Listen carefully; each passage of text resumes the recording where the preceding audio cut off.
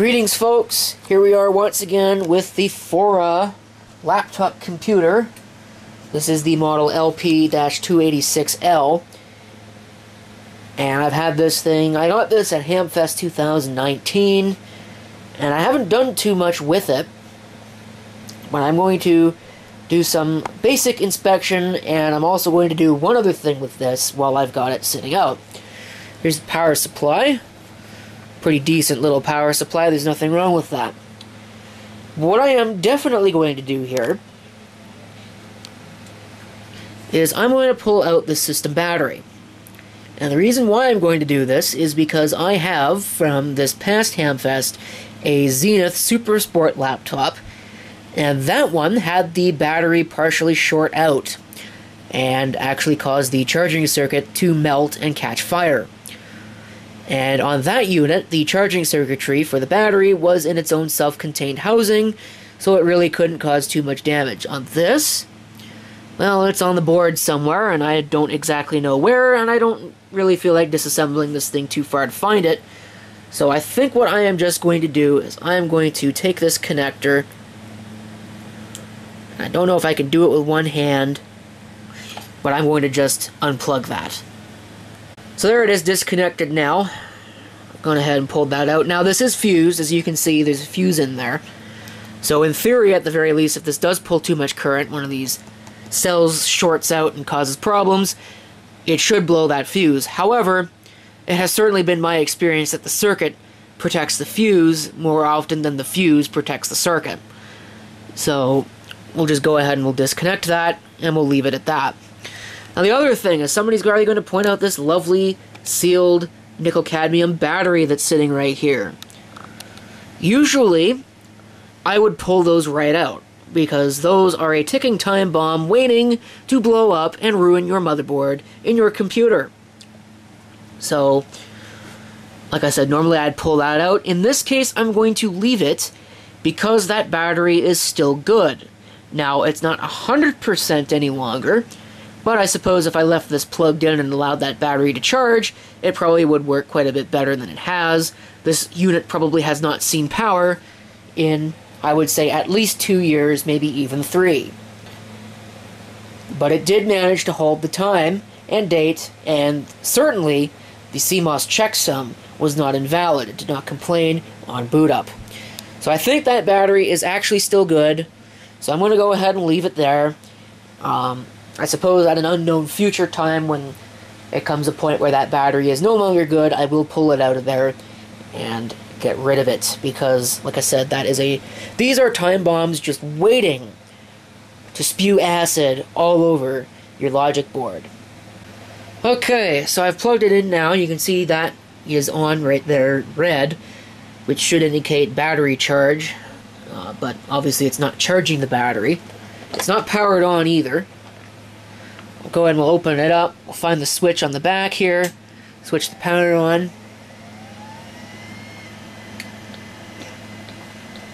can see here, it's really hard to see on the camera.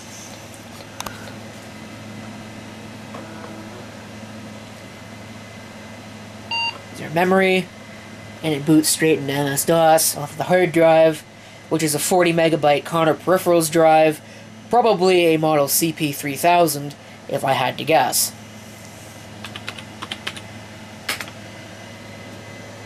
That was probably close to the last time that this computer ran, but I'm not sure. So you can see that it's not going back to 1989 or anything like that, or 1990 or whatever it would do. It's an AMI BIOS, so it actually would probably go back to 1980. It's been my experience that usually that was the default date and time for those. But at least now, hopefully we won't have any problems with the battery shorting out and causing the charging circuit on the motherboard to explode. But what I want to do here is I do want to get some of this data off of this hard drive. There was somebody who mentioned something here. Now, I don't know if I can really do this, because this, like I said, this screen's a little difficult to read.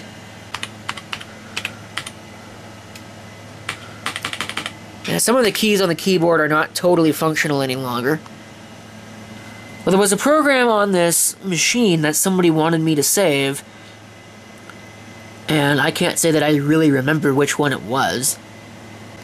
So I guess I might have to go back through my comments and find it. But I would like to take a backup of this hard drive.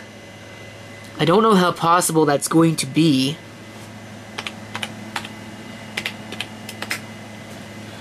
On this. That doesn't really show disk usage. What I want to do is go ahead and check disk so we can actually take a look at what the usage is like on this drive. Yeah, quite a bit. So we're looking at 23 megabytes used out of a total, basically about 34 megabytes that we could use. So I'll have to see what we can do with that. I'll probably go to another computer and a serial cable, and we'll do the transfer that way, because that's probably the easiest way to do it. But I'm not 100% sure how I'm going to go about this. Okay, so I figured out what the person who left the comment on the last video was seeking. This directory here, HL, is for a home lawyer program. If we go ahead and run it here, you'll notice it does something interesting. It starts out deskmate.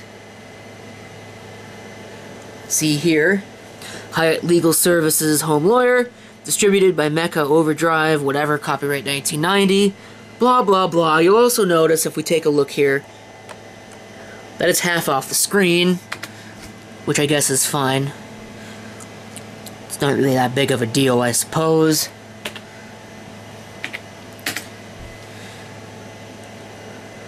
It's a very interesting deskmate version number, but I'm not sure you could directly invoke.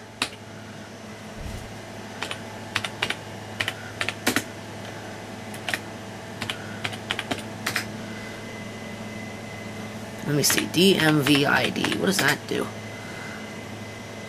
Oh, that's video. Let's see.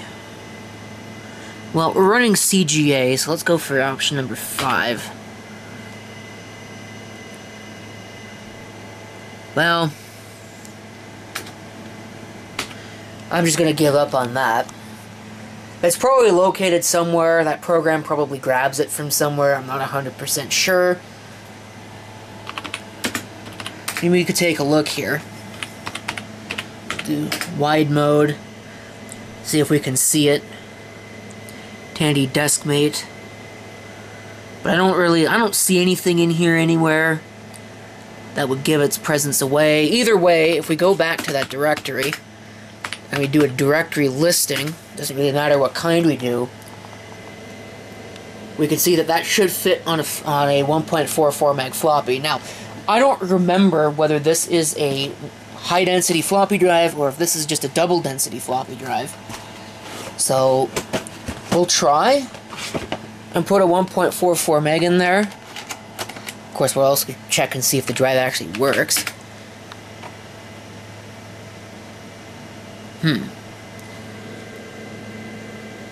Okay. Is there anything on that floppy? Don't think so.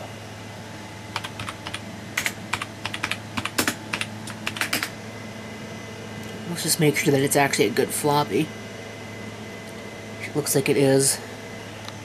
So then we should be able to go to C. Now, the question of the day is, how do we do we have Xcopy on here? By some chance? Yes. Should be able to Xcopy CHL to A. That should work just fine.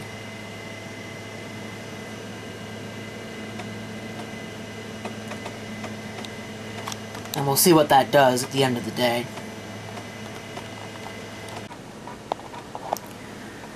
Okay, we're now attempting to transfer all of the data off of the floppy onto this because I believe that it did work. This USB floppy drive sounds like crap, but it does seem to actually work. That's pretty much it for this. I have done what I really wanted to do.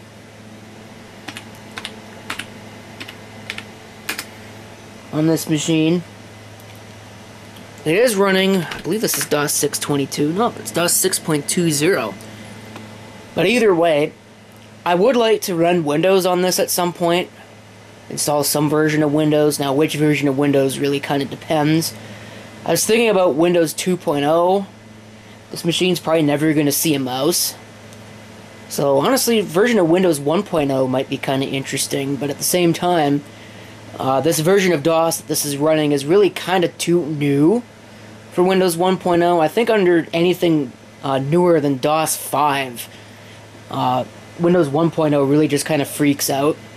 I've heard that there have been issues with Windows 2.0 as well, but I've definitely got Windows 2.0 to run under DOS 6.22 without modifications.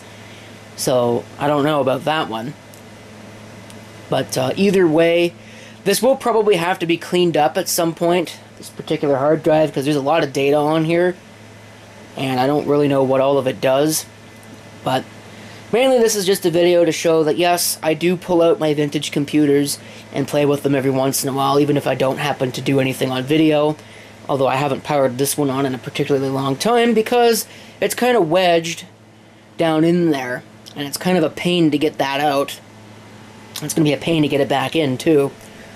And before I close the video, because somebody is going to ask, because invariably they always do when I upload a video and another vintage computer shows up, everything is always about the other computer. It's never about the thing that the subject of the video is. Yes, right here is a compact SLT. This is an SLT-286 in particular.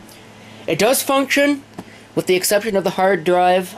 There's a couple of bad sectors near the beginning of the drive which prevent me being able to format it correctly to install an operating system.